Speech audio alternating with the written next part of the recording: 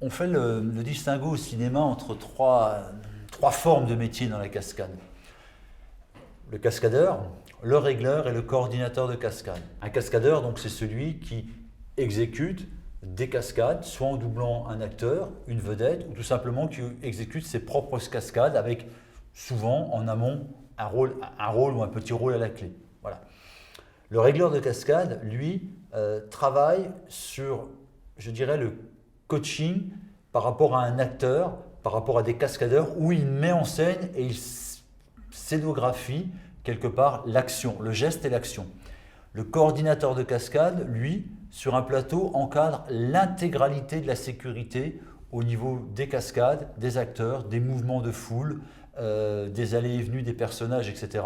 Et quelquefois, dans des grosses productions, il encadre à son tour d'autres régleurs de cascade, par exemple un régleur physique, un régleur automobile, un régleur équestre, et pour quelque part chapeauter tout ça, manager tout ce staff, on va faire appel à un coordinateur de cascade. Et toi, tu te définis plus en tant que? Plus comme coordinateur de cascade. Voilà. Coordinateur et régleur.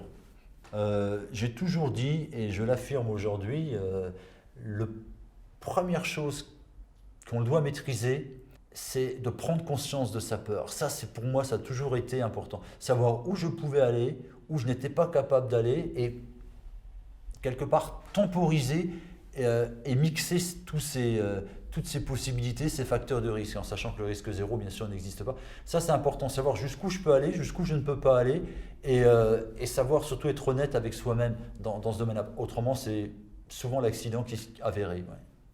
Est-ce que tu as une cascade favorite? Alors, favorite, ouais, préférée, ouais, la torche, tout ce qui tourne autour du feu, et notamment les torches humaines. Les torches humaines, voilà. Ça, c'est quelque chose que j'aime bien.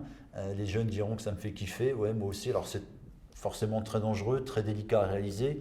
Il ne faut pas essayer de faire ça dans sa cuisine avec un bidon de Water Spirit, ça ne va pas forcément fonctionner. Mais c'est vrai que c'est une de mes cascades préférées, tout ce qui tourne autour du feu. Dans la torche humaine, on a pour moi, deux principes fondamentaux, qui sont les principes tout simplement de loi physique. Le premier, c'est de retarder la chaleur, de gérer son augmentation par rapport, je veux dire, au fait que le corps risque de monter en température, pour éviter d'être brûlé.